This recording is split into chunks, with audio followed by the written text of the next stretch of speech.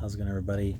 Today I'm going to be sharing some more of my recovery uh, journey tips and things I think that might help you in your recovery.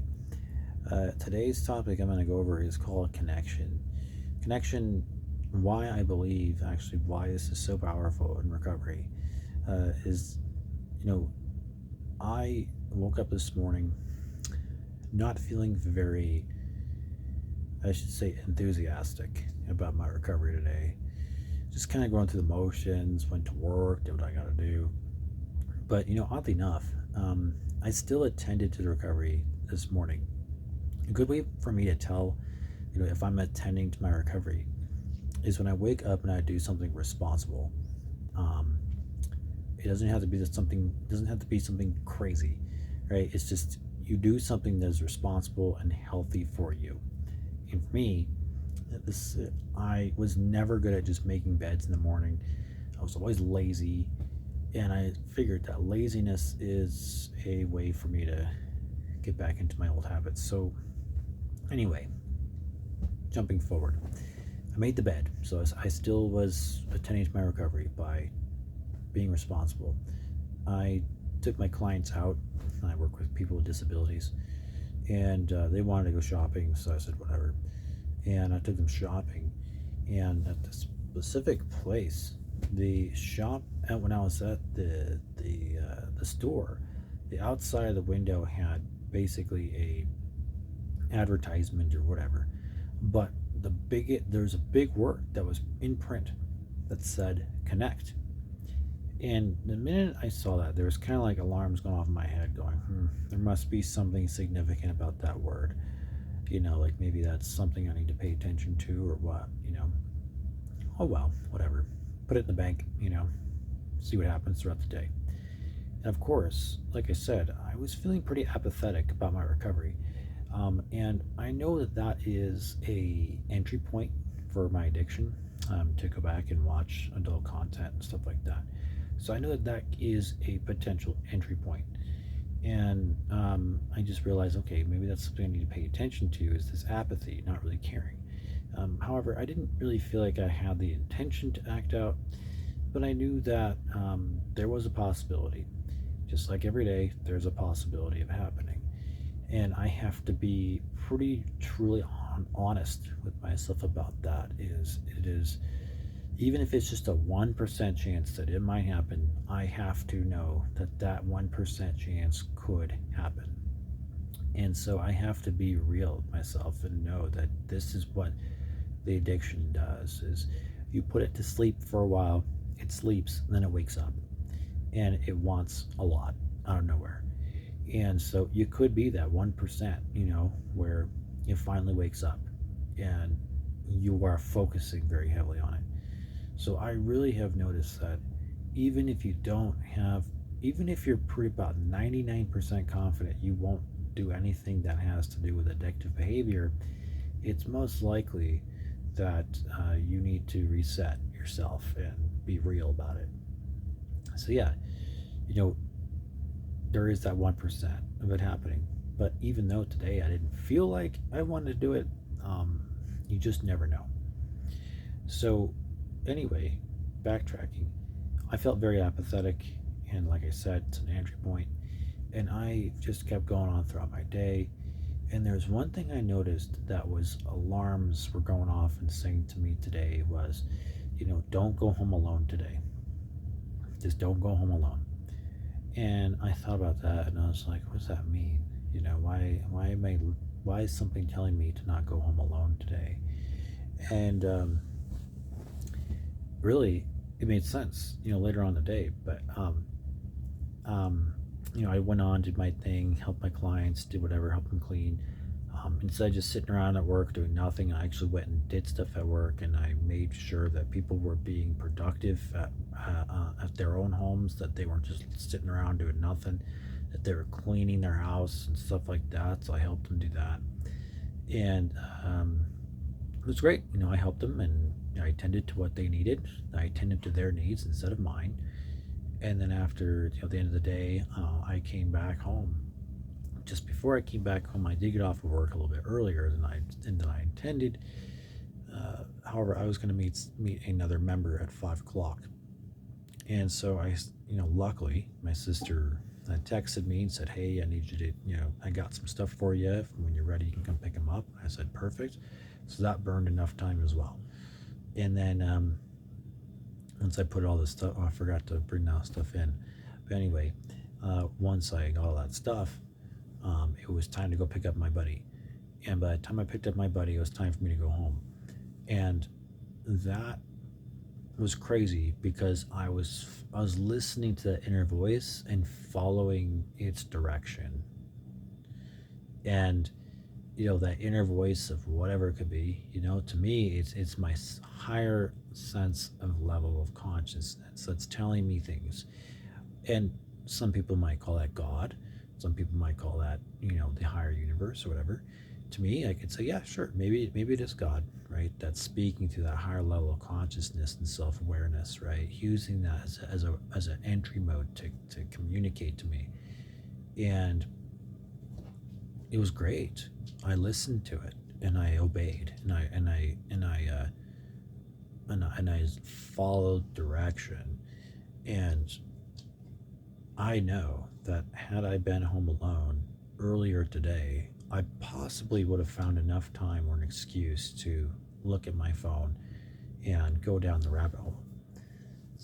Anyway, instead, I grabbed another member from the recovering group, brought him here, and we started doing step work together. And I showed him how to do the circle treatment plan. And it was great because I was able to teach him about his own possible, things that he does and how to avoid certain things when could lead to something. So, yeah, I did step work with him and then went to a meeting immediately afterwards.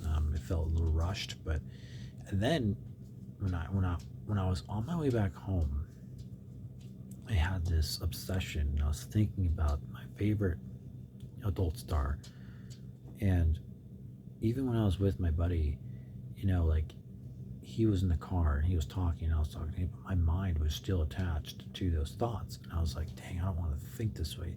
Luckily, my other member, he called me and was like, hey, let's go eat. I was like, okay. And we ate. And when we all got together, we ate, sat down, we connected. And for the first time in person, we had a deep, beautiful discussion about just life and us as addicts and what we deal with and all the stuff we have to look at in life. But I'm so incredibly thankful for this person in this program because he's helped me so much in my recovery. I don't think I would have been able to do half of this without him. I mean, he helps me to realize my own patterns, my own faults, my own, addictive mindset. And he is just a really amazing person. So, all three of us just sat and, my other buddy next to me, he didn't talk much, but he just loves to listen. He just loves to listen. And I'm like, what a great, he reflects. I think why I love him about him so much too is he reflects humility, where it's like you're willing to listen and be open, and he doesn't say much, he just listens, and it's like, whoa, and so there's people around me that are teaching me these beautiful virtues in life, right? And my other buddy in front of me, across from the table, he's just incredibly brutally honest with himself, and he's just trying to figure himself out. And I'm just so amazed at how hard he's working at just trying to learn about him. It's amazing. And I just sit there and I listen and ask questions, and then I kind of give him my thoughts. By the end, when I was driving back home, I dropped off my buddy, and I was driving home, and I was like, whoa, I was like, what just happened today was connection. Connection in recovery. Not just the go to meetings because you're told to, blah, blah. No. There's this deep connection you have with people who are dealing with the same type of monster that you're dealing with. And having that deep connection with someone, that literally is what got me back to being grounded again. And he was like, dude, I get it. And I was like, yep. And we just reflected each other, right? We're like mirrors, basically. And what's great is when you look at a mirror, it doesn't lie to you. It tells you face to face what's going on at you.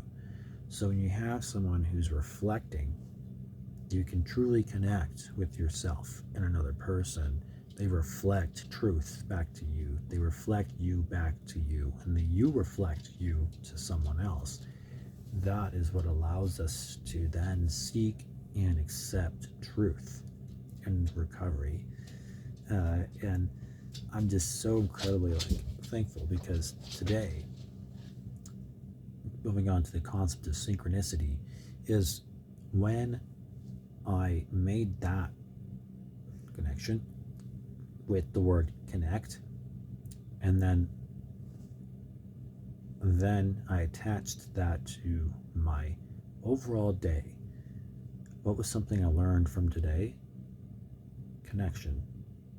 So it's funny how, my higher power of God, or whatever you want to call it, places these things for me to see at the beginning of the day, and then at the end of the day, it's like a well-written, beautiful story, well-written, beautiful chapter.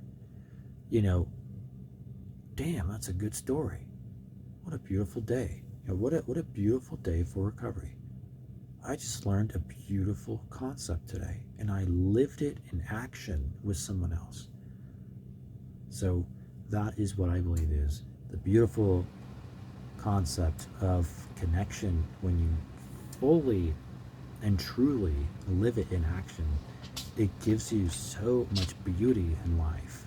And I hope this helps you to understand and to maybe seek connection with another recovering addict, another recovering alcoholic, another recovering sex addict. It doesn't matter, folks. If you're an addict, you're an addict, okay? If you're an alcoholic, you're an alcoholic. And hopefully this may help you to really gain the importance of connection and how that can help you in your recovery.